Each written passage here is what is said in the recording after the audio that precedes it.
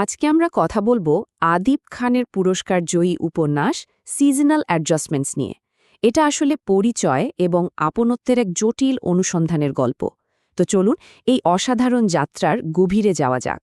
কখনো কি ভেবে দেখা হয়েছে কি হয় যখন কেউ আর তার নিজের বাড়িতে ফিরতে পারে না, কারণ সেই বাড়িটা আর তার কাছে নিজের বাড়ি বলে মনে হয় না?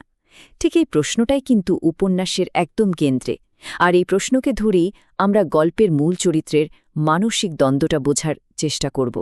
এমন একজন মানুষ যিনি নিজের শিকড়ে ফিরে এসেও নিজেকে পরদেশী মনে করছেন। তো আমাদের গল্পের নায়ক হলেন ইকবাল আহমেদ চৌধুরী।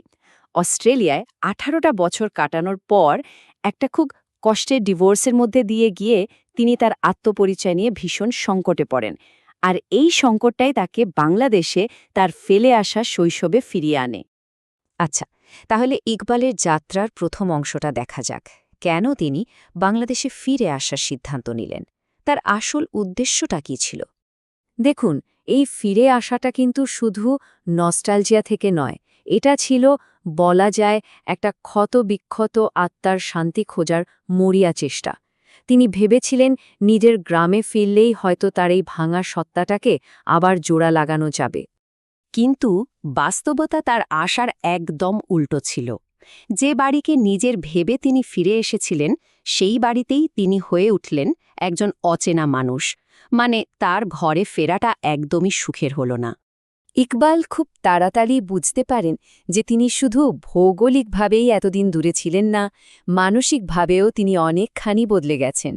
যে জিনিসগুলো একসময় তার জীবনের সাধারণ অংশ ছিল, এখন সেগুলোই তার কাছে কেমন যেন অসহ্য মনে হচ্ছে।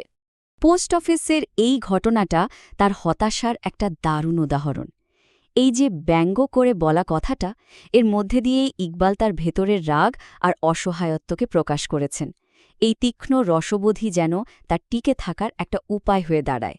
চলুন এবার আরও একটু গভীরে যাওয়া যাক। ইকবালের এই যে বিচ্ছিন্ন বোধ করা, এর কারণটা কিন্তু শুধু বাইরের পরিবেশ নয়। এর শিকড় আসলে লুকিয়ে আছে তার অতীতে, তার বেড়ে ওঠার অভিজ্ঞতার মধ্যে।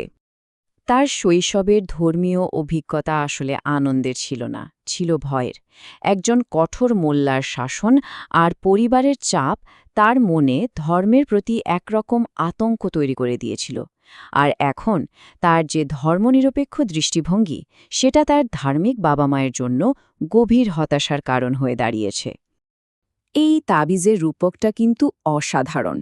এটা তার কাছে বিশ্বাসের প্রতীক ছিল না, ছিল ভয়ের। এটা তাকে সব সময় মনে করিয়ে দিত যে ব্যর্থ হওয়ার কোনো সুযোগ তার নেই।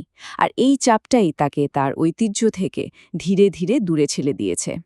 এই ঘটনাটা তার আর তার পরিবারের মধ্যেকার আদর্শের দূরত্বকে একদম স্পষ্ট করে দেয়। যেটা তার পরিবারের কাছে একটা পবিত্র প্রথা, সেটাই ইকবালের চোখে একটা পাশবিক প্রদর্শনী। মানে তার মূল্যবোধ একেবারে আমূল বদলে গেছে। তাহলে বোঝা যাচ্ছে যে তিনি বাংলাদেশে ঠিক খাপ খাওয়াতে পারছেন না। কিন্তু এর মানে কি এই যে তিনি অস্ট্রেলিয়ায় একদম নিজের মতো করে ছিলেন? না, গল্পটা মোটেও তেমন নয়। ব্যাপারটা হলো, বাংলাদেশে তিনি যেমন পশ্চিমা, অস্ট্রেলিয়ায় তিনি ঠিক তেমনই একজন বহিরাগত। সেখানেও তাকে প্রতিনিয়ত নিজের পরিচয় নিয়ে লড়াই করতে হয়েছে। তিনি যেন কোনো পৃথিবীতেই পুরোপুরি নিজের নন।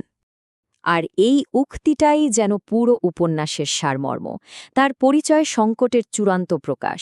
তিনি এমন এক জায়গায় দাঁড়িয়ে আছেন যেখানে কোনো মাটিকেই তিনি নিজের বলে দাবি করতে পারছেন না। তাহলে সমাধান কি?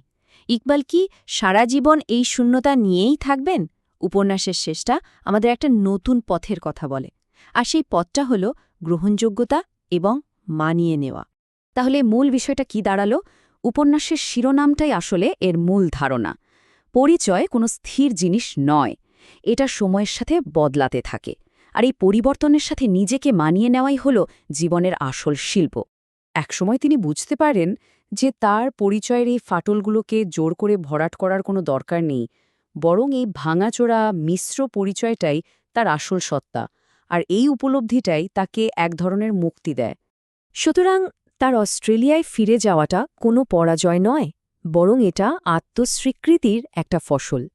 তিনি এমন একটা জায়গা বেছে নিচ্ছেন যেখানে তিনি তার বাংলাদেশি এবং অস্ট্রেলিয়ান এই দুটো পরিচয় নিয়েই বাঁচতে পারবেন, কোনো একটাকে বাদ দিয়ে নয়। আর এই প্রশ্নটি উপন্যাসটা আমাদের জন্য রেখে যায়। হয়তো বাড়ির ঠিকানা কোনো মানচিত্রে থাকে না, থাকে আমাদের নিজেদের মানিয়ে নেওয়ার ক্ষমতার মধ্যে। ভাবার মতো একটা বিষয়, তাই না?